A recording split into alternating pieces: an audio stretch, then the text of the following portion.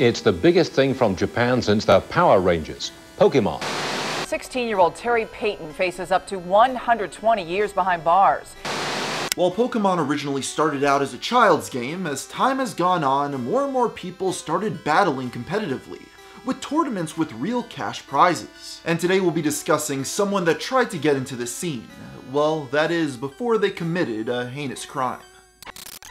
Terrence R. Payton had a complicated upbringing. He lived with his mother Kathy in Paris, Illinois. The mother came out of a messy divorce, losing custody of her 5-year-old daughter, with the court papers accusing her of getting intoxicated in front of their child. The case was settled in 1993, and shortly after, she wed an Englishman named Stephen Lai. They welcomed Terry into the world in 1995. Unfortunately, this wouldn't last, as 2 years later, she accused Stephen of domestic abuse. He denied the accusations, but was ultimately deported and no longer able to contact his son. Kathy reportedly changed phone numbers to prevent him from reaching Terry. The boy's last name was legally changed from Lai to Payton with the funds the father had sent for schooling. This is all to say that Terry was left at the behest of his mother as they lived together at a public housing duplex. In spite of all this, Terry found time to perform well at school. He was a straight-A student and won the spelling bee 3 times. That was while being diagnosed with Asperger's syndrome early on. It was perhaps this bright thinking that drew him to Pokemon and its online competitive scene. It's hard to imagine Pokemon without the ability to play with others. The games have encouraged trading and battling since the very first installment. This aspect grew over time, developing into its own competitive scene. The ability to challenge each other in one-on-one battles required not only a strong team, but also strategic thinking and skill. It now resembles an esport with tournaments held both online and at real-life conventions. And this caught the attention of a teenage Terry Payton. Terry was playing on online battle simulators and began joining their brackets. He created an account on Smogon University, the most accepted site for competitive battlers. Terry chose the name King Empoleon, named after his favorite in-game creature. He even designed an original form to use as his avatar. His first post was made in April of 2010 to argue about specific mechanics of the game. He began joining giveaways to get in-game Pokemon for free, and it wasn't long until Terry posted his friend code and joined their online events. He seemed to appreciate the company staying active on the site brought him. Over the next year, he left a total of 422 messages on the forum. The young Pokemon trainer enjoyed his time so much he wanted to hang out at a convention in person. He first planned to attend the 2010 Video Game Championships in Indianapolis, but a day before the event was set to occur, he was forced to abruptly cancel. He remarked on this months later with plans for next time. "Oh hell yeah, hopefully I won't miss out on the action this year. I haven't been to Indy in years." But as the date approached, Terry's life began to close in as the world surrounding him worsened. Kathy had worked at various jobs before becoming injured. At that time, she began receiving disability and became addicted to painkillers. Those included Xanax and hydrocodone. This combined with drinking caused her to behave angrily and erratically. Neighbors characterized Kathy as an abusive alcoholic who humiliated her son. Her belittlement left him with no self-esteem, as he was afraid to speak out of line. Several of those interviewed reported seeing Kathy passed out on the sidewalk. Terry had to pick her up and move her back inside. The degenerate mother rarely left the house and relied on Terry to do all of the chores, yet they were still able to hear her voice. One recalled to the Illinois Times, "She was drunk a lot, and she would scream at him all hours of the day and night. 1:30 in the morning, she'd still be screaming at him. I never heard him say anything to her. I don't know what it was about." That abuse often escalated to locking him out of the house and even violent beatings. One day we saw her with him in a headlock, beating him on his head. They fought a lot. He's had the cops out here quite a few times, and they've never done anything about it. This takes us to his final post to Smogon, announcing a very benign message to his community of Pokemon training friends. "I totally forgot to pick up that Mon. Oh, what the devil was it anyway?" But unfortunately, he would never receive an answer to his question. The next day, on June 23rd, 2011, Terry called authorities to report that he'd stabbed his mother to death. He claimed it was in self-defense, but was charged with 2 counts of first-degree murder. The story reached news outlets shortly after, as the 16-year-old faced up to 120 years behind bars. That's because he was tried as an adult, meaning if convicted, he faced 20 to 60 years on each count. This coverage notes that a significant number of people had come to support Terry. News 10's Dan Klein is live in the studio and reports dozens of friends came out in support of Terry at his initial court appearance. To the people at home, the people who believe that Terry Payton is a monster, to the people who believe that he is the worst person ever, you are wrong. Terry Payton had a heart.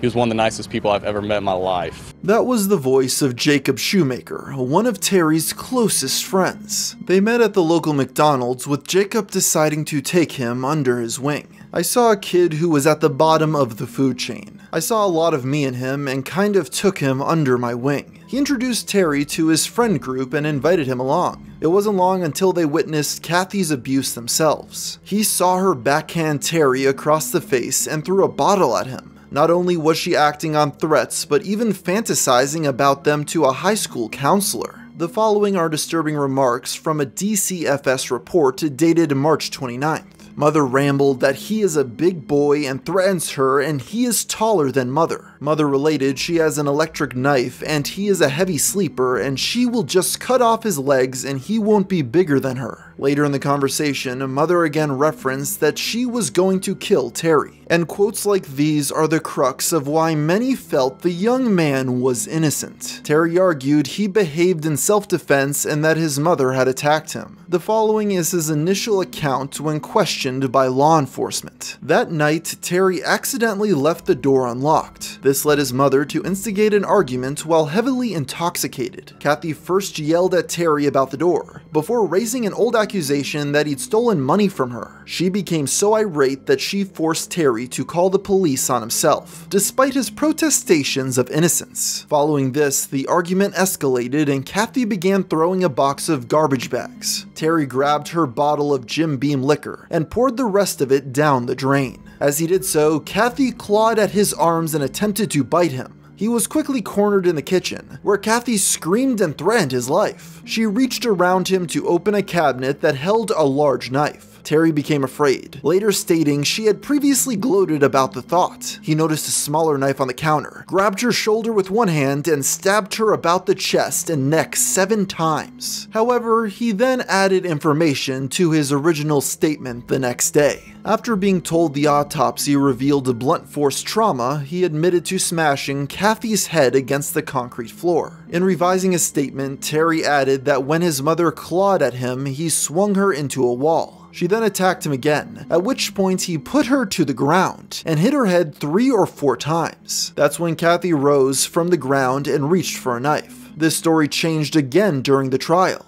Rather than testifying he put her to the ground, Kathy stumbled and he softened her fall. He kept pushing her down when she tried to get up, which explained her head repeatedly hitting the floor. He claimed she was flailing, screaming, and snarling at him. When he thought she had calmed down, he stood up. That's when she cornered him in the kitchen with a knife. Terry accounted for these differences by stating it occurred so quickly he didn't immediately recall everything that happened. It's worth pointing out that Terry didn't immediately alert police. After stabbing his mother, he left and walked to a nearby McDonald's and Walmart. He returned and dragged Kathy's body from the kitchen floor to her bedroom. He then began cleaning the crime scene, planning to hide her remains. This is when he sent a text message to Jacob Shoemaker. "I killed El Madre and need help getting rid of the body. At about 2, we got into a fight and my dark side surged out, and I stabbed her 7 times after mercilessly beating the shit out of her." He also confessed to a friend named Colin Hollowell, but upon seeing his reaction said he was just kidding.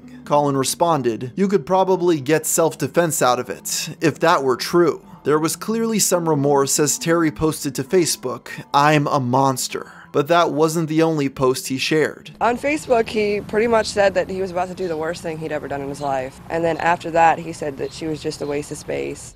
Shortly after the news broke, the story spread across the internet, with many mocking his association with Pokemon. I heard he killed his mom because she used Garchomp. He probably killed his mom because she wouldn't let him go to VGC. Terry was subject to an article on Encyclopedia Dramatica which gave him a moveset: nasty plot / fake tears, imprisonment. The author of the wiki post then criticizes the community for supporting Terry and is rather haphazard. If Terry did kill his mother, his family says it was likely in self-defense. Now, despite him facing 120 years in prison, Terry's family, friends, and community are rallying around him to provide a level of support they say he never had before. So kids, if you're feeling alone and unloved, just remember, kill your parents, acquire friends. The trial for the Pokemon trainer lasted over 2 years with updates posted regularly to a Facebook group for supporters. It was made by a friend still in contact with Terry through jail to solicit donations and fan letters. They brought several packs of Pokemon card games to help him not feel as alone. The support may have even gone excessive, with the page having to issue a warning over threats to the jury. I understand the outrage. I too am angry and outraged over the situation. To share public knowledge as in the jury list is one thing, but I don't want any one of us to inadvertently become affiliated with a mob mentality against anyone involved, especially if something bad were to happen. Terry was ultimately convicted of second-degree murder on March 2nd, 2013. He wrote his thoughts in a letter that was later published to Facebook. The team declared this a failure of justice and victory for abuse. Whether the jury was prejudiced or swayed or simply didn't do their jobs right, I don't know. The point is, they failed me. I did what I did because I had no choice. My life was within approximately 2 seconds from being ended. Who was trying to kill me? My own mother. Yes, that's right, my own mother. I don't know why, I just know that on June 23rd, 2011, my mother, after I poured out her whiskey, looked me in the eyes and said, "I'm going to fucking kill you." Cornered me, then reached for a cabinet containing a large white chef's knife. The rest, well, I'm sorry to say, ended with her dead and me in jail. Terry still held out hope, however, that he would be able to join everyone else soon. Little did he know that would be fulfilled, at least temporarily. On June 19th, the community was able to secure enough local donations to pay his bond. Yes, we got him out yesterday. We had some donations for the bond, and we got him out. First thing he wanted to do was go to McDonald's and get a cheeseburger. The next day, Terry logged onto Smogon to make his actual last post on the account before prison. He was reaching out to an old friend.